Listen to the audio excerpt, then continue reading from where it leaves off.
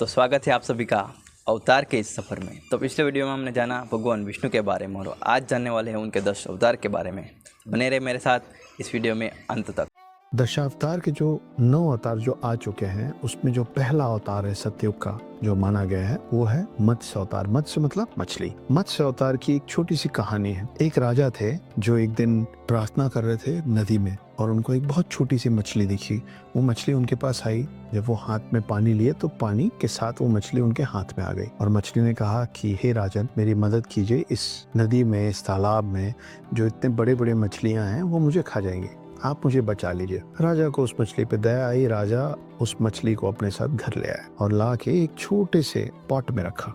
अगले दिन सुबह जब उठ के देखे तब जाके राजा को समझ में आया कि ये कोई आम नॉर्मल मछली नहीं है, ये कुछ समझाने की कोशिश कर रही है। और तब राजा ने हाथ जोड़ के पूछा कि कौन है आप। और तब विष्णु, जो कि वो मछली थे, मत्स्य अवतार थे, उन्होंने अपना रूप दिखाया और उन्होंने कहा कि हे राजन, एक बहुत बड़ी नाव तैयार करो जिसमें सारे सप्तऋषि, सारे वेद, सारे पुराण, पौधों की सारी प्रजातियां और जानवरों और पक्षियों की सारी प्रजातियां मानव के साथ जमा करो। उस बड़े से नौके में, उस बड़े से बोट में, शिप में डालो और मैं उस पूरे शिप को एक ऐसी जगह ले जाऊंगा जहाँ पे तुम सब बाढ़ से बच जाओगे। और वहां से फिर वापस से पूरी सृष्टि बनी और चलना शुरू हुई। तो ये कहानी थी मत्स्य अवतार की। अब चलते हैं दूसरे अवतार पे। समुद्र मंथन तो सुना ही होगा। तो समुद्र मंथन में एक तरफ खड़े थे सारे देव और दूसरी तरफ खड़े थे सारे असुर। एक पर्वत को उल्टा करके वासुकी को चर्निंग रोप बना के मंथन शुरू हुआ, लेकिन वो जो पर्वत था वो टिक नहीं पा रहा था, वो घिस रहा था और टूट रहा था, तो मंथन ठीक से नहीं हो पा रहा था। तब विष्णु जी का दूसरा अवतार हुआ जिसको कहा गया कूर्म अवतार। कछुए के शेप में आए, वो बहुत बड़ा कछुआ बन के आए। पानी के अंदर जमीन पे उन्होंने अपना पांव टिकाया और देवों को और असुरों को ये अलाउ किया कि उनके पीठ में रख के इस मंथन का कार्य आगे ले जाया जाए, नहीं तो ये पॉसिबल नहीं था। तो यहाँ से हुआ कूर्म अवतार। समुद्र मंथन से बहुत सारी चीजें निकली, जिसमें पहले निकला हलाहल, जिसको शिव जी ने अपने गले में धारण किया, इसीलिए उनका नाम पड़ा नीलकंठ, ये पता ही होगा। इसके अलावा बहुत सारी चीजें निकली और आखिरी में निकला अमृत कलश।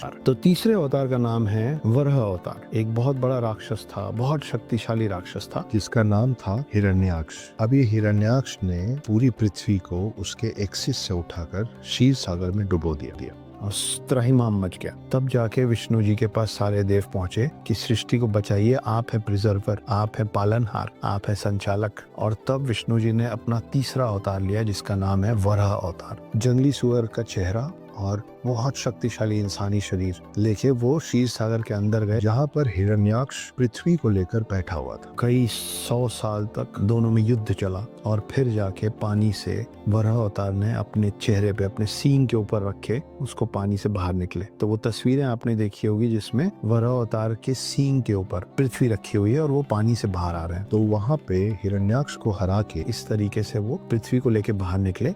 चौथे अवतार का नाम है नरसिम्हा अवतार।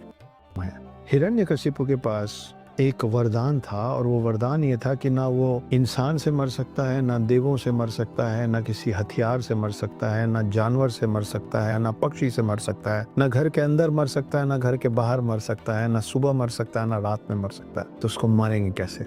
एक दिन हिरण्यकशिपु बहुत नाराजगी से अपने बेटे के पास आया, छोटा सा बेटा उनका, और कहा कि तुमको क्या लगता है संसार के हर चीज में विष्णु है? तो प्रहलाद मुस्कुराते हुए बोले जी। पूछते पूछते हिरण्यकशिपु ने पूछा, मतलब हर चीज में तुमको लगता है कि ये मेरे बगल में जो खंबा है, जो पिलर है, इसके अंदर भी विष्णु है? प्रहलाद मुस्कुराते हुए बोले जी। बोले ठीक है, तो अगर ऐसा है तो मैं आज विष्णु को चोट पहुंचाऊंगा, मैं इस खंबे को ही तोड़ देता हूँ, तो तुमको प्रूव हो जाएगा कि विष्णु नहीं है। जब उस खंबे को गुस्से से हिरण्यकशिपु ने तोड़ा तो उसके अंदर से जो चीज बाहर आई वो थे विष्णु जी के चौथे अवतार, जिनका नाम है नरसिम्हा अवतार। शेर का चेहरा और बहुत शक्तिशाली इंसानी शरीर, जो ये कहता है कि हमेशा शांति से ही पृथ्वी और सृष्टि नहीं चलती, कई बार अपने लोगों के लिए भी लड़ना होता। तो त्रेता युग के 3 अवतारों में सबसे पहले आते हैं वामन अवतार। कौन है वामन अवतार? हिरण्यकशिपु के ही वंश से एक और असुर राजा आता है जिसका नाम है राजा बलि।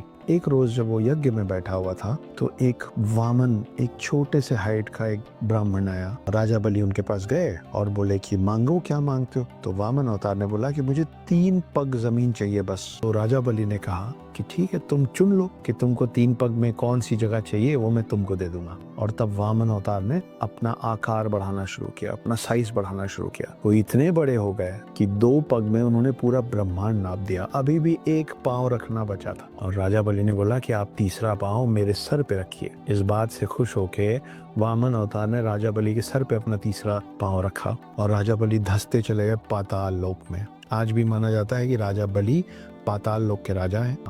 परशुराम है त्रेता युग के अगले अवतार, जिन्होंने गुस्से में अपना फरसा उठाया था और वो शिव जी के बहुत बड़े उपासक थे, शिव जी के बहुत बड़े भक्त थे। और उन्होंने ये प्रण लिया था कि मैं 21 बार क्षत्रिय विहीन कर दूंगा इस पृथ्वी, क्योंकि कुछ क्षत्रियों ने उनके पिता का वध कर दिया था। वो सब करने के बाद पिनाका धनुष, जो कि उनको दिया था खुद महादेव ने, वो पिनाका धनुष लेकर वो गए थे राजा जनक के पास। राजा जनक कौन है? सीता के पिता, जिनकी वजह से सीता का नाम पड़ा जानकी। ये वही पिनाका धनुष है जिसको बाद में सीता जी ने 6 साल की उम्र में उठाया, और वो देख के परशुराम ही वो अवतार हैं जिन्होंने राजा जनक को ये बताया था कि सीता के लिए जो सही वर होगा वो वही हो सकता है जो मेरे इस दिए हुए पिनाका धनुष की प्रत्यंचा चढ़ा पाएगा, वही स्वयंवर में सीता का वर बनने के लायक होगा। और उसके बाद बहुत साल बीतने के बाद वो शख्स, वो महापुरुष जिसने आंखें उस धनुष में प्रत्यंचा चढ़ाने की कोशिश में, जिनके हाथ से वो धनुष टूट गया था, वो थे विष्णु जी के अगले अवतार। मतलब एक अवतार ने बताया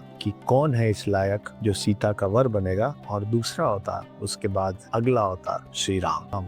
तो जब वो राम बन के आए थे तो उनका जो एजेंडा था वो था रावण का वध करना। द्वापर युग को द्वापर इसीलिए कहा जाता है क्योंकि विष्णु जी के 2 अवतार तीसरे युग में आए थे, जिसका नाम है द्वापर युग। एक नाम है कृष्ण और दूसरा नाम है बुद्ध। दोनों के बारे में हम सब जानते हैं। पुराने नामों को थोड़ा कम जानते थे, इसलिए पुराने नामों पे मैंने ज्यादा समय दिया है। इसलिए राम जो हैं उनके लिए आप मर्यादा पुरुषोत्तम राम बोलते हैं। लेकिन कृष्ण जिस काल में आए थे उस समय मर्यादा में रह के युद्ध जीत पाना असंभव था। मर्यादा में रह के आप युद्ध उनके साथ जीत सकते हैं जो मर्यादा की स्पेलिंग जान रहे हो। अमर्यादित लोगों के साथ मर्यादा में रह के राम भी नहीं जीत सकते। इसलिए विष्णु राम का रूप ना लेके आते हुए कृष्ण का रूप लेके आए थे इस बार। गौतम बुद्ध, सिद्धार्थ के बारे में आपको पता है। आखिरी जो अवतार है जो इस युग का है, जिसका इंतजार हम सब कर रहे हैं, उनका नाम है कल्कि। दशावतार में ये 9 अवतार थे जो आ चुके हैं, और दशावतार का आखिरी अवतार जिसका हम सब इंतजार कर रहे हैं, उनका नाम है कल्कि। कल्कि अवतार के पिता का नाम होगा विष्णु व्यास, माता का नाम होगा सुमति। उनको आसमान से आशीर्वाद स्वरूप एक घोड़ा मिलेगा जिसका नाम होगा देवदत्त। आने के लिए कल्कि को काली के विरुद्ध लड़ने और काली को हराने के लिए 7 चिरंजीवियों की जरूरत पड़ेगी। तो देवदत्त पे सवार होके परशुराम को अपना गुरु मान के 7 चिरंजीवियों का साथ लेके, हाथ में परशु और साथ में ब्रह्मास्त्र लेके काली को हराने कल्कि आए।